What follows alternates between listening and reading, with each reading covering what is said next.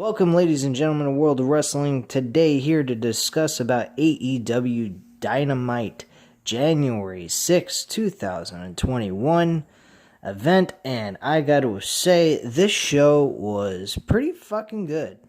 I enjoyed it. It was fun. I had some series of good matches. The ending of the show was awesome. The main event was amazing. The only inconsistency that I didn't like about it was the Young Bucks at the end of the show and the beginning of the show. They had SCU talking a lot of stuff and acting like they're good old buddies with SCU and the Young Bucks. Just, friendly competition over the tag team titles later on in the future whenever they earn that shot. SCU has also mentioned at the end of their match to open the show, which the opener of the show was very good. It was SCU and the Young Bucks versus the Acclaimed and Hybrid 2. Very good catch cam wrestling involved here to open up the show. The Young Bucks and SCU win that match. The match went about 15 to 20 minutes to open the show. It was very good. Now, bottom line, SU claimed that they are on the end of their road at this point. They've made the claim that they will stay together as long as they keep winning. When they make their first loss, they will disband and no longer be a tag team anymore between Christopher Daniels and Frankie Kazarian. So that's basically what they've done with them. So they're probably going to come to the end of their road as a tag team. Once they get a tag team title shot, I think they're going to lose that match to the Young Bucks, and that'll probably happen on February 27th for Revolutions, and we will see them no longer as a tag team. But the problem with this is that they were congratulating the Young Bucks for being one of the best tag teams they feel are in AEW. They said they would have their back and be there for them any time they needed them. Now, getting to, I'm going to kind of jump around here a little bit. We had freaking Young Bucks join one of the original members of the Bullet Club with Doc Gallows now, Carl Anderson, and Kenny Omega. They made a surprise on the show, and they're the Impact Tag Team Champions. Pretty fucking weird shit, but nothing surprising because as Impact has been unfolding, in which case I'm going to start reviewing Impact after their pay-per-view Hard to Kill on January 16th. I will do my first Impact of the year with Hard to Kill either on Sunday night after the pay-per-view is over, or actually, no wait, I'll be able to do it Sunday because they're doing it on January 16th, which falls on a Saturday, so I'll be able to do that one. I'll be able to do it probably Sunday morning or something like that, depending on when they're able to release it online, because I am not paying $39.99 for that shit. Or I may do it Monday night and watch it during Monday Night Raw is airing live on the USA Network, which I think is probably going to be a better show than Monday Night Raw itself, so who gives a shit? But anyway, guys, just getting into this, like I said, it seems like Kenny Omega, the Good Brothers, and the Young Bucks are a team.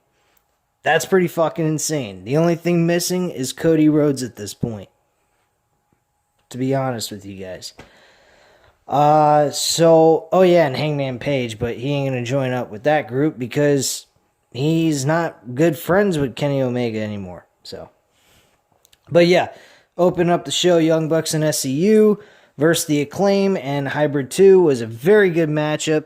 One of the guys from Acclaim actually was talking some trash in rap. He didn't do a bad job. It was actually rather good.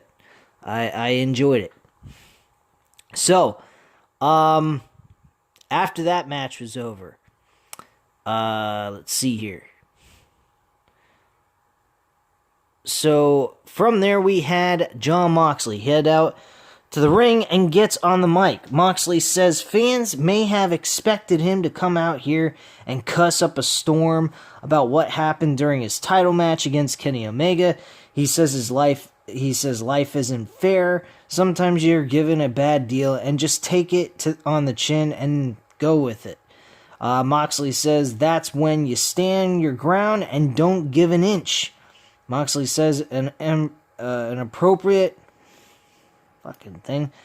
An appropriate response would be to find Omega and Don Callis and then beat them down with a crowbar. With a title match taking place, he's not going to take the opportunity away from Rey Fenix because he has too much respect for the championship and Rey Fenix, being that he's been in professional wrestling for 13 years. It's not his right to change someone else's own destiny. Moxley then tells Omega that he's not safe. When he says he's going to do something, he will do it. The boogeyman will forever be lurking over your shoulder. Moxley says Omega is going to one day realize he crossed the wrong guy. And very excellent promo by Jon Moxley. He was very intense, like usual. Even more intense than usual, to be quite frank with you. And very, very great delivery on this this promo. I absolutely enjoyed it. I'm pretty certain we are going to see Moxley versus Kenny Omega at Revolutions in a rematch, more than likely. And that's going to end their rivalry, and Kenny Omega is going to retain the championship. Backstage, Dasha asks Orange Cassidy and Chuck Taylor about an update on Trent. Well, Trent actually suffered a torn pec, which will keep him out of action for 4 to 5 months. Miro, Penelope, and Kip interrupt. Miro says he knows Trent was the leader, and if they need a friend, they can come to his house and wash his car and do his laundry. They decide to have a match next week, but Miro ups the stakes by saying if Chuck loses, he has to be Miro's young boy, which is basically his own personal slave around the house, till after Kip and Penelope's wedding.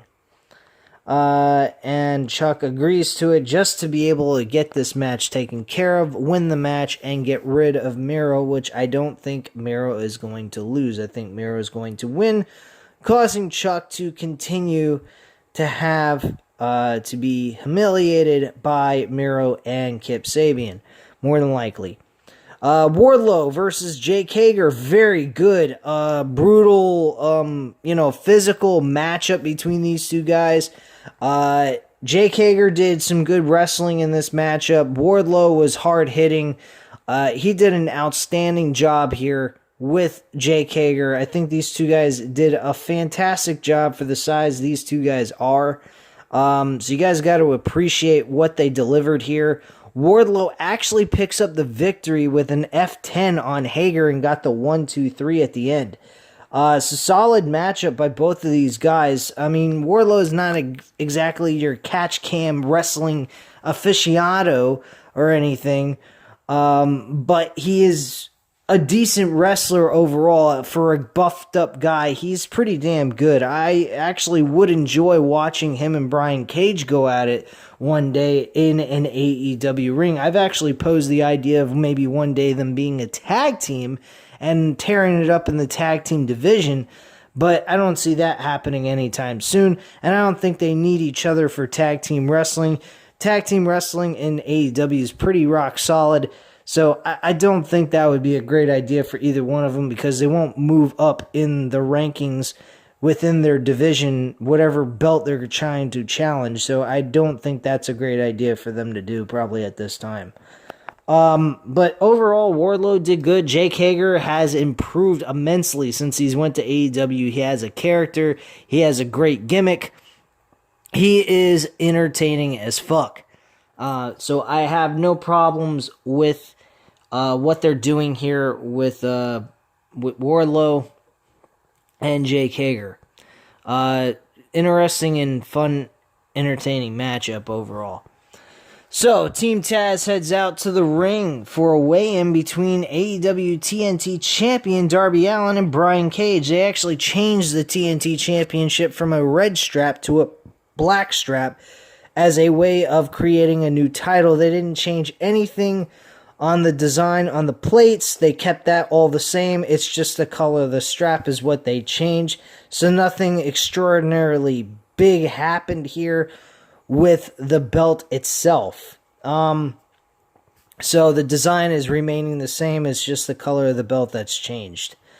So Taz wants to know why Cage has to go first, simply because he's the challenger, antagonizing Tony Schiavone over the order.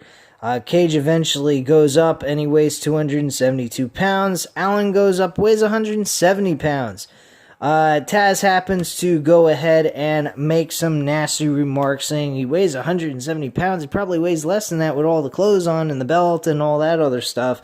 And Darby Allin finally takes the mic from Tony Schiavone. He says, look, I've done enough of this shit with people like you my whole life for 27 years, looking down on me and so forth. I know where this is leading, so let's just get into the fun stuff and get this over with.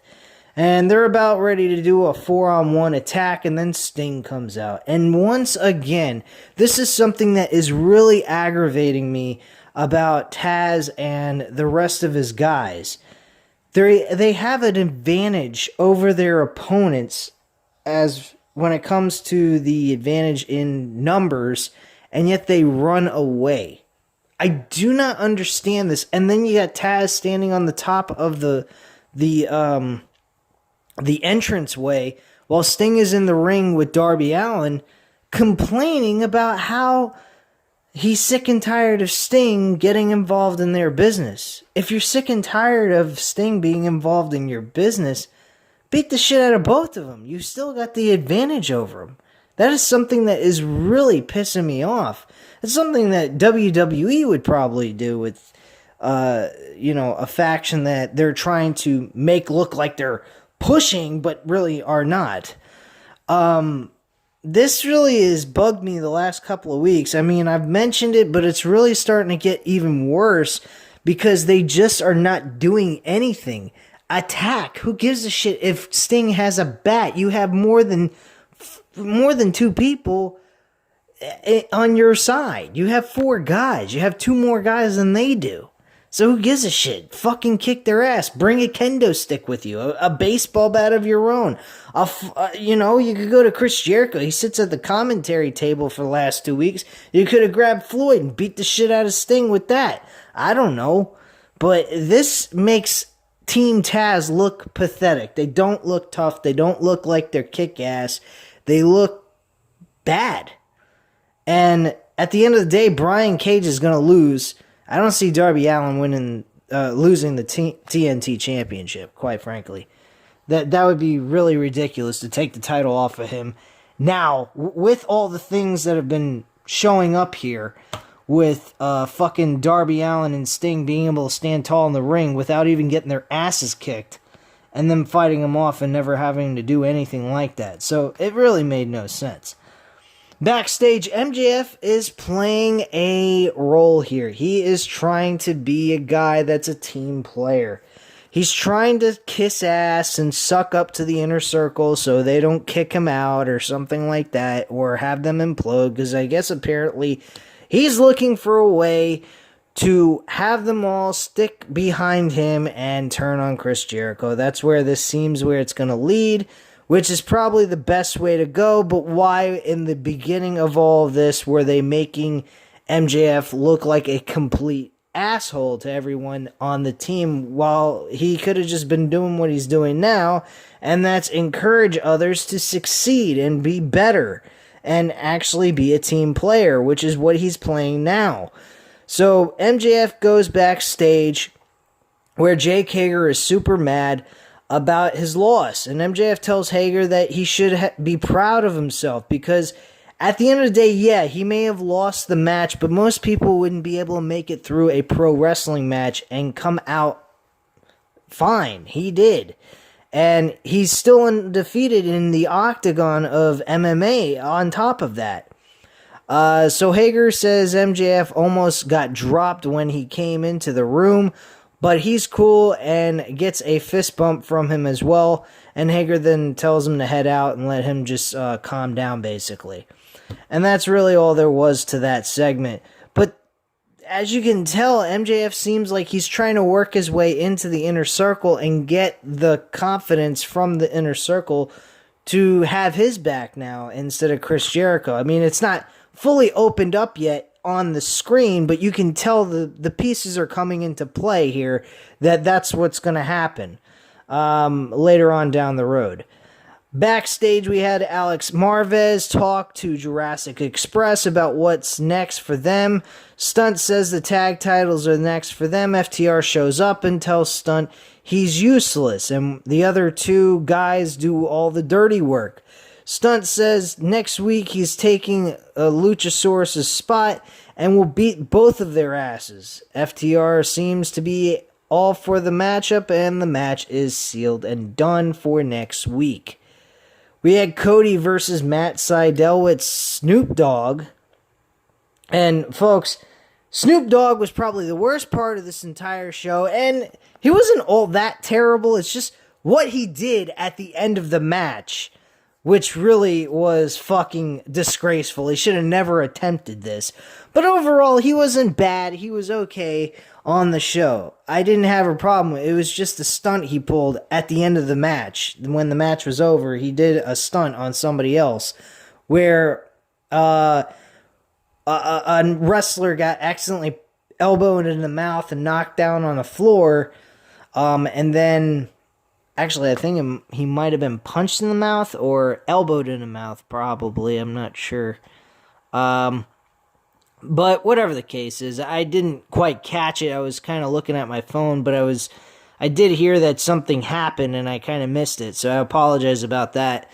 Cody actually defeats Matt Seidel in a very close matchup. Cody had to hit two crossroads. The first one was where he was too close to the rope, so he had to move him away. So he performed the move again to finish off the match and got the 1-2-3 here. This was a very fun, entertaining matchup. Matt Seidel, unfortunately, is being placed in situations where he can't win. And Matt Seidel beating Cody would have been really kind of stupid, in my personal opinion. I really think in order to get Matt Seidel over on national television, on the Dynamite episodes, he needs to start competing against some guys that are more qualified for him to beat, so that he can build up a history of matches where he's won, and when he goes up a guy like Cody, he could eventually beat him and get that accolade name on his record for his amount of wins that he got throughout the entire year. So they need to get him an opponent that's at his level. That way, if they decide they would like to have him win, it would make a lot of sense. And build him up through those wins, and then eventually face a guy like Cody and win the matchup. Now, after the match was over, Serpentico and Luther jump in the ring and beat up Cody for what he did earlier in the matchup. Seidel is able to boot Luther out of the ring, and Snoop Dogg just looking on for help, but finally wants to do something when they are already taken care of. Snoop climbs up to the top rope and hits a goofy-looking splash down on Serpentico. This was by far the worst body splash I have ever seen in my life. It was terrible. It looked like he was doing the fucking commentators were trying to make sense of it. Like, what's his name? The Spanish guy. I forgot his fucking name. Anyway, the commentators were trying to make sense of it, and one of them said that, not Callis. That's Don Callis. Alright, anyway, I can't remember the Spanish guy's name. It slipped off the tip of my tongue. I can't remember him. But anyway, they try to make sense of it, and he goes ahead and he tries to leap off the top rope, and it looks like he's trying to do a body splash while at the same time performing a knee stomps to his midsection, and it looks completely fucked up, kind of like how I just fucked up everything I was trying to say here. So excuse me for botching the living shit out of what I was trying to say at the post-end matchup of this situation, and talking about the segment. Wow, that was terrible. I apologize, guys. Anyway, we had Hikaru Shida defending her AEW Women's Championship against Abaddon. I have to say, this was a shit fucking match. Worst fucking match on the entire show. This was bullshit. Why is Shida still the women's champion? She has nobody on this roster to compete with. Abaddon should have won this matchup, and it's not even promising if Abaddon wins it. I mean, to be quite frank with you guys, I think the NWA Women's Championship is more prestigious than the AEW Women's Championship. I'm not quite sure. Maybe I'm wrong. Maybe they should keep the title on Shida until they find a more suitable challenger and somebody they could put the belt on at this point. But I didn't see anything wrong with the idea of Abaddon winning, simply put, because she was biting the shit out of her. She was kicking her ass pretty much most of the match until like mid to late portion of the matchup. And then Abaddon lost. And that's it. Abaddon lost while she's been this invincible woman who can't be beat, destroyed, feared of, all this shit, and yet she can't beat Shida. That made no sense. That's like watching Goldberg beat Bray Wyatt the Fiend. Only this was actually longer than a minute. This was like 10, close to 15 minutes long. So, I mean, we actually had a match here, thankfully. But at the end of the day, Abaddon should have won. She's this unstoppable force we keep being that's been placed in front of us throughout the entire time Abaddon's been leading to this championship opportunity. She also has a 6-1 record. Why wouldn't you put the title on her? She has a fantastic record with only one loss. I don't quite understand that logic either. I thought that was kind of a stupid move on AEW's part, but hey, maybe they have a great opponent for her to face in the future that's going to take the title off of her. But at this point, I don't see Shida as a person that needs to hold the title anymore. She's not benefiting from it. The women's division, quite frankly, is just dead in the water right now. They need to get, people keep talking about male talent going to AEW because of being of male talent from WWE being disgruntled, not wanting to sign with WWE anymore because of what WWE has been doing, which is, very understandable why they would want to do that. But at the end of the day, we need to get some women wrestlers on this roster for AEW. Fuck the men. We got enough men wrestlers to kill a horse here. We need women like Jordynne Grace, Shayna Baszler. I mean, if you could get Sasha Banks and Bayley, that would be great, but I don't think that's going to happen. Sasha Banks is in a very good spot right now. She's being used very well, the best she's ever been used in her entire run in WWE, so I don't see her leaving WWE anytime soon. Bayley, she's hit a bump in the road here since the loss of the championship, but I'm pretty sure she's going to bounce back from that. So you can definitely see her in the top spot in SmackDown, or if she gets moved over to Raw later on this year, you're definitely going to see her performing at a high level for a women's championship belt. So keep your eyes out for that, but I don't quite see... I don't quite see that the women wrestlers... wait, let me kind of backtrack here. I don't see AEW needing any male wrestlers on their roster at this point. Like I said, Jordynne Grace, fucking Shayna Baszler, after what she's been going through, I've heard some fucked up shit. She lost to Dana Brooke in less than 1 minute. That's pathetic. And I mean, Tessa Blanchard, she could use a home at this point if she wants to get back into professional wrestling. Since she's a free agent, she's not with any promotion right now. So AEW would be a good place for her. She probably could do a lot of good for that women's division. She did an excellent job for Impact's women's division, so I don't see why she wouldn't do the same here. Her going to WWE, I don't see that as a plus side for her. She'll get treated like shit. She won't be the same like she was in Impact. She more than likely will be very much similar to what she was in Impact in AEW. So, because they don't really try to change your character. I mean, if you look at Kenny Omega, Cody, and all these other guys, Ray Phoenix even, Pentagon Jr., Pac is still playing and portraying the same kind of guy he was portraying in WWE even. These guys are still maintaining their characters from the other promotions that they were at. Unless it was WWE and, but you get my point. Now Pac, I did say that he's kept his character the same as he did in WWE, but that's just his image and so forth. His attitude was very much the same and a little bit more intense here than it was in WWE, but you get my drift.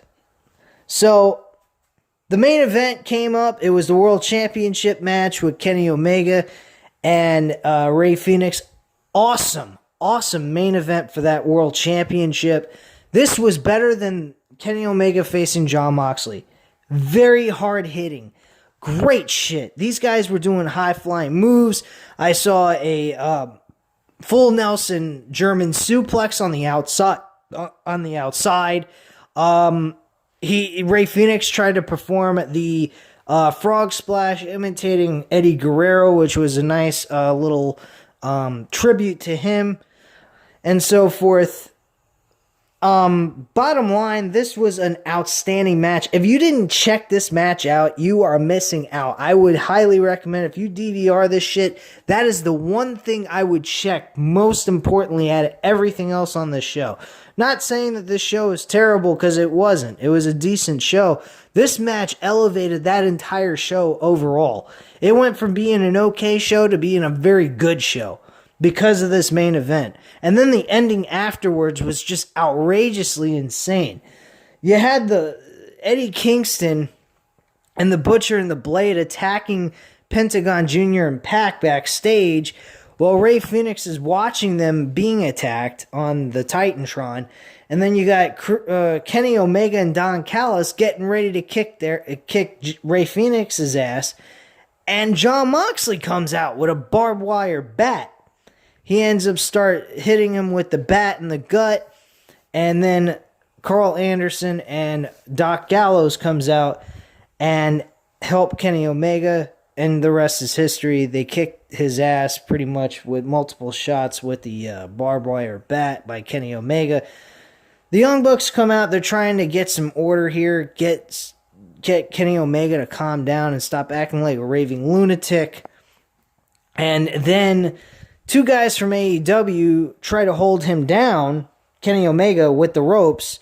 And the Young Bucks, both of them, kick both guys in the face, knock them down, and then they do the band salute, where they do the Wolfpack signal thing that the NWO started. And that's how they close out the show, with the Young Bucks joining in with that. Now, there could be a question here. Maybe they're not really part of their group yet. Maybe they're just showing some respect here towards their former Bullet Club buds. Or they may be part of this, and they may have now become heels. That can only be told later on in the next week's episode. They'll probably go in further explanation on that. That's the point of continuation of a story, to get you interested in what's going to happen the next week. They left you with a cliffhanger. There might be some questions. Maybe the Young Bucks aren't part of the group yet, and they were just showing some respect. You don't know until you watch next week's episode. They may even clarify it on Impact Wrestling because, Doc Gallows and Carl Anderson are part of Impact, and Kenny Omega has been showing on Impact Wrestling for the last couple of weeks since he became champion back in December of 2020, December 2nd. So this is definitely something I'm very interested in seeing where this goes. I hope they do a good job and deliver. I wouldn't mind seeing the Young Bucks with Kenny Omega and the Good Brothers. I think it might be a very entertaining aspect of AEW and a nice little cool faction they could build off of. So that's just my outlook on this. There's not much more I can say on it, so if you guys would like to leave a comment down below, definitely get back to you guys on that. Hit the like button if you like this video, and of course, as always, if you're not subscribed to this channel, go ahead and hit that subscribe button right now. And I thank you very much for watching. Have a great night, guys. Bye.